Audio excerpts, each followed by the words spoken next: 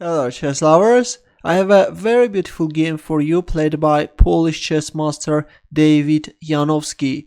The name of his opponent is unknown and the game was played in 1895 in Paris. This was a handicap match and as you can see Janowski had surrendered his knight on b1.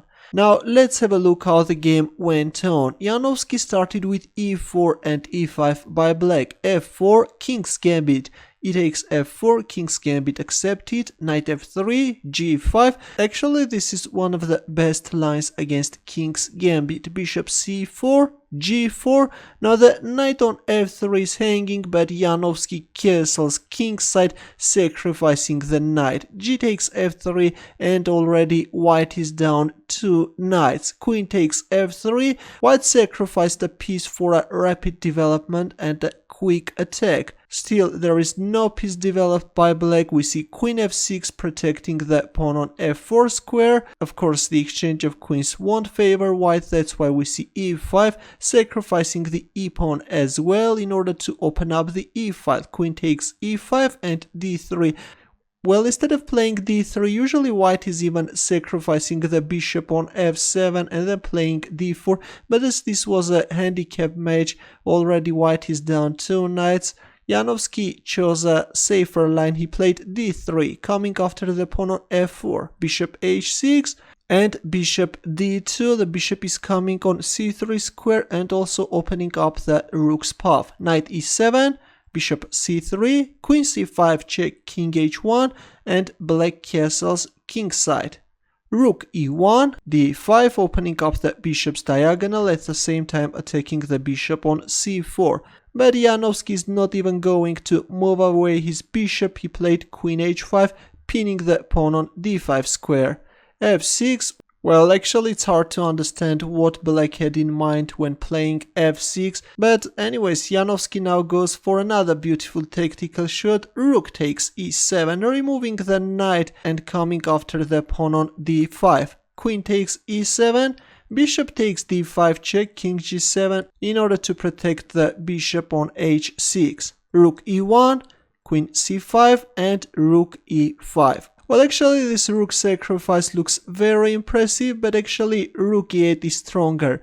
Now the idea is that if rook takes e8, then the rook is no longer covering the f7 square and black king can easily get checkmated. That's why after rook e8, black should give up his queen, though after bishop takes f6 check, rook takes f6, queen takes d5, both threatening queen g8 checkmate. Also the bishop is hanging. If bishop e6, then queen takes b7, going after the rook on a8. Again, white has an advantage. Let's go back, but after queen c5 in the game we see rook e5. Queen f2, which is losing on the spot, well, actually placing the queen on d6 square over protecting the pawn on f6 would have been better. At the same time, keeping the queen near to the exposed black king would have been better. But we see queen f2, black is threatening checkmate in 1. By the way, after rook e5, if we move like f takes e5, then again black king can easily get checkmated. Let's go back, but in the game after rook e5 we see queen f2. And now you can pause the video and try to find Janowski's next moves. Ready? In this position, David Janowski played rook g5 check. Now can you understand the idea of placing the rook on e5 square? Bishop takes g5, well if I move like king h8, then simply bishop takes f6 check and then again black king is getting checkmated. But after rook g5 check we see bishop takes g5. Here comes queen takes g5 check, king h8 and another brutal move. Queen takes f6. Look at this. Actually, bishop takes f6 is also winning, but of course queen takes f6 is just spectacular. Rook takes f6, but after bishop takes f6, this is a checkmate. These powerful bishops are killing the enemy king. What a game.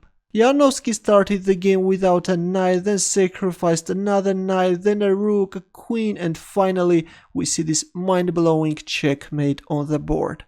Thanks for watching, and if you have any questions, don't hesitate to leave your comments. Good luck.